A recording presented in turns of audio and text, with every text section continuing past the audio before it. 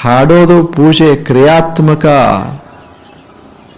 ಮಾಡೋದು ಕ್ರಿಯಾತ್ಮಕ ಪೂಜೆ. ಈಗ ಅಲ್ಲೇನಿಂದ ಹಬ್ಬ ಮಾಡ್ತೀರಲ್ಲ, ಎಷ್ಟು ಉತ್ಸಾಹದಿಂದ ಅಡಿಗೆ ಮಾಡ್ತೀರಿ. ಅದೇ ಪೂಜೆ.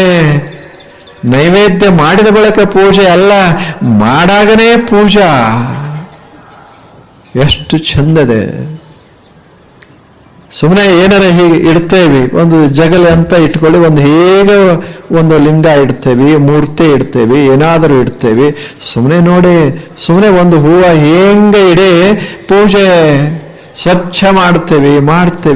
ಭಾವ ಪೂಜೆ ಇದು, ಬಹಳ ಅದ್ಭುತವಾದ ಪೂಜೆ ಇದು. ದೇವರು ಹೆಂಗದಾನ ಮಹತ್ವದ್ದಲ್ಲ, ನಾವು ಭಾವಿಸಿದಂಗೆ.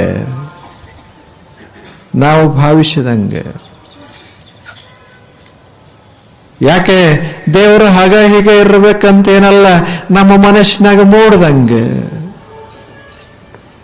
ಮಾತೃದೇವೋಭವ ಒಬ್ಬರಿಗೆ, ಪಿತೃದೇವೋಭವ ಅಂತ ಒಬ್ಬರಿಗೆ, ಗುರುಗಳೇ ದೇವರಂತ ಒಬ್ಬರಿಗೆ, ಅತಿಥಿಗಳೇ ದೇವರಂತ ಒಬ್ಬರಿಗೆ, ಇನ್ನೊಬ್ಬರಿಗೆ ವಿಜ್ಞಾನಿಯೇ ದೇವರು, ಒಬ್ಬರಿಗೆ ಭೂಮಿಯೇ ದೇವರು. ಯಾವುದೇ ದೇವರು ಅನ್ನೋದು ಹೊರಗಲ್ಲ, ಮನಸ್ಸಿನ ಸುಂದರ ದೃಷ್ಟಿಕೋನ ಅದ.